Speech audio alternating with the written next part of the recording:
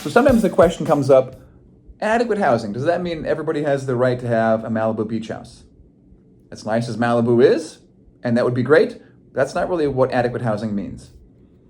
On the other hand, looking at a community like Devari, Mumbai, this is a place of about 520 acres, which is about a fourth-ish of the size of the University of Iowa's campus. It's home to about 1 million people, really scrunched into this very small space.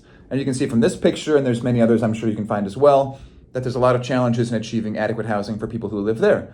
So having things like access to clean water, appropriate sanitation, being this close to the trains, for example, would be a big challenge in sleeping at night. Having access to good schools, places to go to work, clean, healthy food would be a challenge as well. You can probably agree that this would not meet the definition of adequate housing.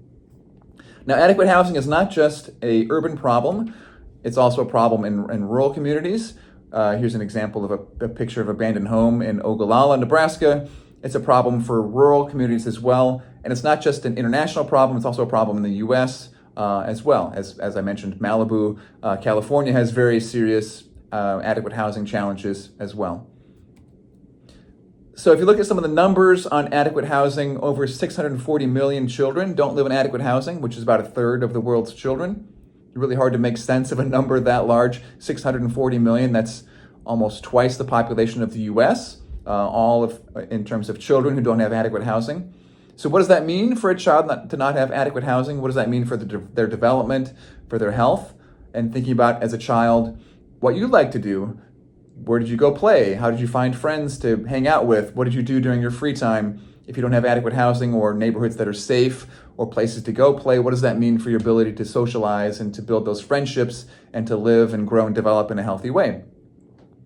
Along with nutrition, really the children's rights are built on this foundation of the right to adequate housing because lots of other things are based upon or grow upon that particular right. So if you think about how that right to adequate housing is built on other rights, for example, if you don't have a refrigerator, how are you going to store food? How are you going to prepare food if you don't have an adequate kitchen? How are you going to consume healthy food if you can't store and prepare food in the place where you live? If you're trying to do your homework, where are you going to do homework if you don't have a quiet place, a safe place to sit and study and read and work on your assignments for school? If you don't have door locks or appropriate neighborhood policing protections, how are you going to be safe from violence and predators and crime in your home? How are you going to give your body the rest it needs if you have trains going by, if there's noise, if there's disruptions to your sleep? How will you get your body the rest it needs to heal and grow and develop if your home does not provide those things for you? How are you going to stay warm in the winter in communities where it gets cold at night? How are you going to stay cool in the summer if you don't have adequate heating and cooling facilities in your home? And if you move frequently and have to live in many different places, how are you going to find a chance to build strong community and neighborhood and build relationships with others? How are you going to have friendships and get a chance to goof around and build those kind of relationships? And how will you live out your cultural, spiritual, family rituals, traditions, and events without having a place that allows you to do that? So the housing right is really a foundation of many of these other rights in terms of safety, education, health, nutrition, the ability to grow and maintain connections with your family and neighbors and things. Those are all really built upon the foundation of having a right to adequate housing. So now there's kind of this misconception, as I mentioned at the beginning of this discussion, that the government has a responsibility to provide amazing, spectacular, wonderful housing for everyone, but that's not really the case. And in fact, governments aren't even required to build housing for the entire population. Now, governments have an important role in ensuring the right to shelter, doing things like preventing homelessness, prohibiting forced evictions, addressing discrimination, ensuring that those that are marginalized and discriminated against have those rights protected, ensuring security of tenure, which means that you're not getting booted out of your housing without legitimate reasons, and guaranteeing that everyone's housing is adequate. So in some situations, that does mean the government will have to build housing, but there's also been other strategies they've used, such as what they call Section 8, where they provide funding so those individuals who can't afford housing on their own can get access to existing houses through rental or purchase assistance.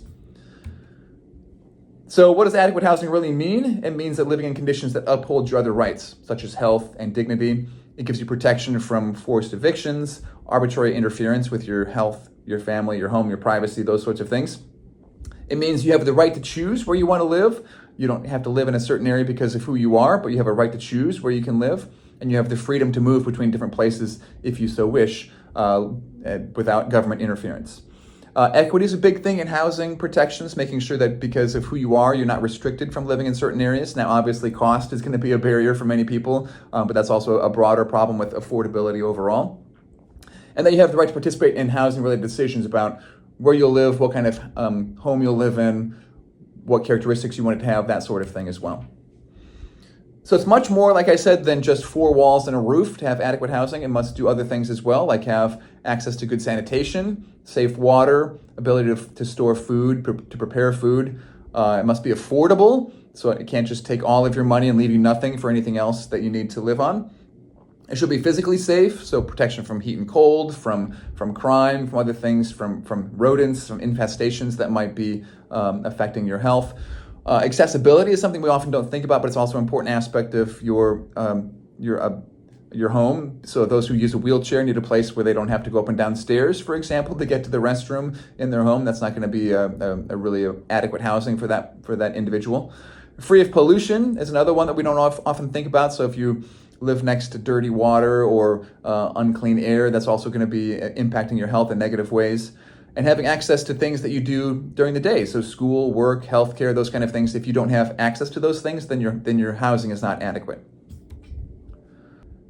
Now, the right to adequate shelter is a natural right. It's something we should have because we're human. But in many places, it's not a legal right, meaning that states, cities, communities are not required to give you housing. And in fact, in many communities, being homeless is increasingly criminalized. So you could get a ticket, a fine, jail time, other court requirements for being homeless. So that makes it much more difficult to actually get out of being homeless if you have fines to pay, court costs, and a criminal record. Iowa state legislators have considered making homelessness illegal statewide and increasing punishments and fines and so forth for being homeless. But it hasn't passed in recent years, but it's something to kind of keep your eye on in coming years, as it's something that's been discussed at the state level for a number of years. Across Iowa, about 17,000 households are estimated to experience homelessness in 2025. And if you look at the numbers in Iowa, about 7,000 children are estimated to experience homelessness at Iowa at some point during the school year. So again, if you can imagine how difficult it would be to be a student, to be homeless and trying to do your homework, trying to keep up with your readings, trying to have a place to store your books at night, to use your Chromebook to do assignments, whatever it might be, how difficult that would be if you're bouncing from neighbor to neighbor, or family member to family member, or different communities, or even being forced to not have a place to sleep at night. So if you look at some of the causes of homelessness and the lack of access to affordable housing and to adequate housing, the primary cause is the lack of affordable housing in communities. There's just not enough housing for everyone who needs to live there. Another cause at the more individual level is drug and alcohol addiction, the lack of access to treatment, and the experience of adverse life experiences such as physical or sexual abuse. So what some other things can be done? Well, in addition to building housing, there's the expansion of voucher programs, which are ways to expand access to expensive housing for families who can't otherwise afford it. We can also increase the minimum wage is another strategy where a lot of families that experience homelessness are working but just can't afford with the wages they have to get the housing that they need. Increasing funding across countries, so higher income countries can contribute toward the cost of building or supporting housing in lower income countries. Zoning policies are a big thing as well, so thinking about what types of properties can be built on what land and how that really influences the access to affordable housing. Housing and building inspections is another important thing that the state does to make sure that housing that is built is safe. It's not going to fall down, not going to burn, not going to have dangerous chemicals in it. So it's another thing that's important for adequate housing for everyone. Avoiding concentrating poverty in a single area is also important, to have a mix of different incomes in each neighborhood. So having a mix of different types of housing together as well is another important strategy for ensuring that neighborhoods have access to all the things that they need. Mental health and substance abuse treatment are also important programs. Sometimes those are overlooked as ways to decrease or prevent homelessness, to make sure that individuals that need treatment for those things are getting access to that. And then developing permanent housing options with support for the long terms to make sure that these affordable and supportive housing options are available over the long term. For the assignment for this week, please upload to Icon a 300 to 400 word reflection essay or a 5-minute video that addresses these prompts. How did where you lived affect your experiences as a child, including your home and your neighborhood? In what ways did where you lived support your other rights, such as food, education, safety, and so on?